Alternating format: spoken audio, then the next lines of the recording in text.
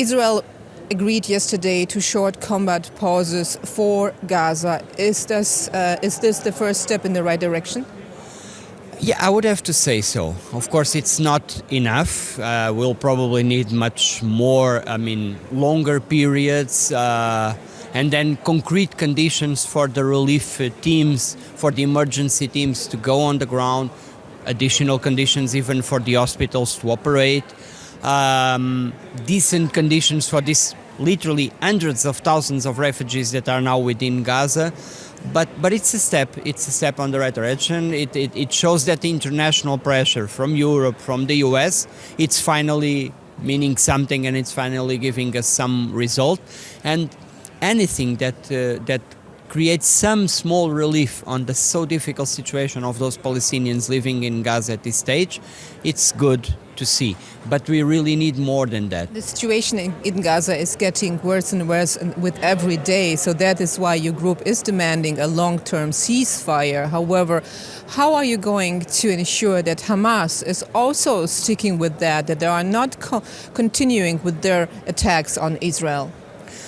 It's always a good question, because when you are dealing with terrorists, it's so complex, because indeed the game is not even fair, because one of the parts is immediately, because they are a terrorist organization, you immediately have kind of this risk that they will not accept any of these agreements, that they will not abide by these agreements. And certainly, as it was obvious from the first invasion into Israel, Hamas is not obviously concerned about international law or human lives, because we could see what they did in Israel, which was awful, hideous, and has to be condemned.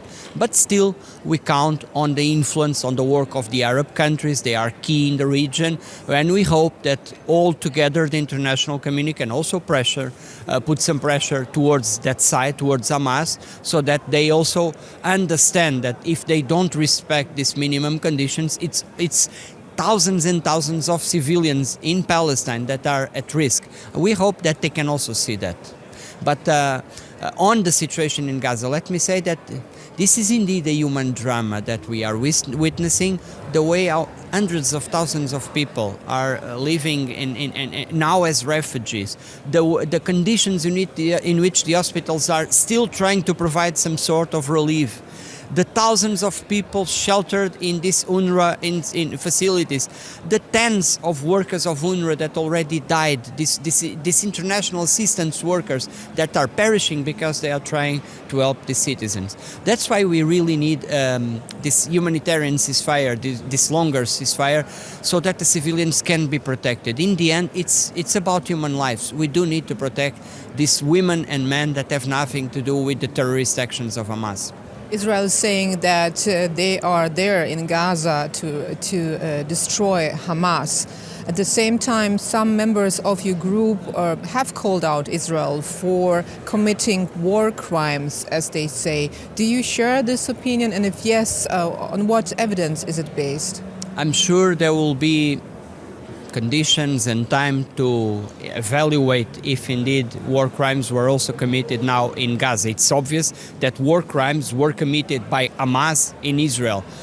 But when you see the way our civilian infrastructures are attacked, when you see civilians being subject to this situation, there is a risk that some war crimes might have been committed already in Gaza. I'm not to judge that, I would say, unequivocally, but I think there will be time to evaluate that. But at this stage, more than saying if it's a war crime or not, for me, it's really the protection of the citizens, the protection of human beings. That's my biggest concern. That's why we really ask Israel to refrain themselves within the remit of the international law. That's the most important. It's not the word, it's not, it's the meaning of what is happening in Gaza to hundreds of thousands of people. That's really our concern.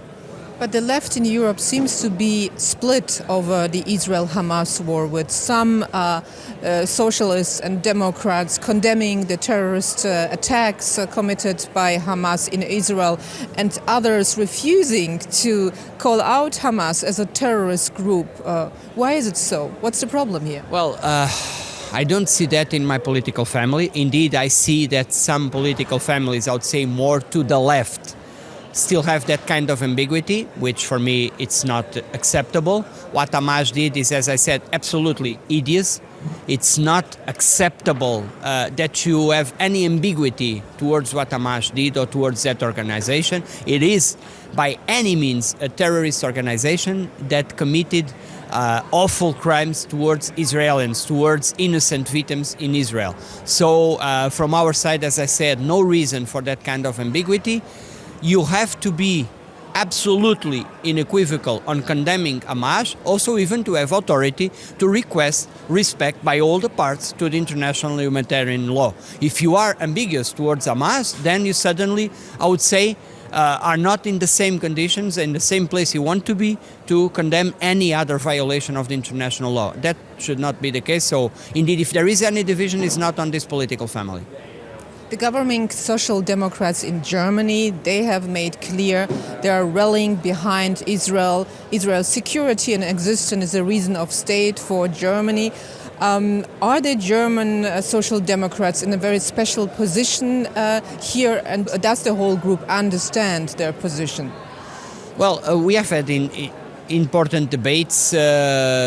I would say in all the European institutions. We could see at the beginning that there were important divisions that we managed to overcome as a European Parliament. Even the biggest political families in the European Parliament, we managed to unite around a clear statement towards this situation.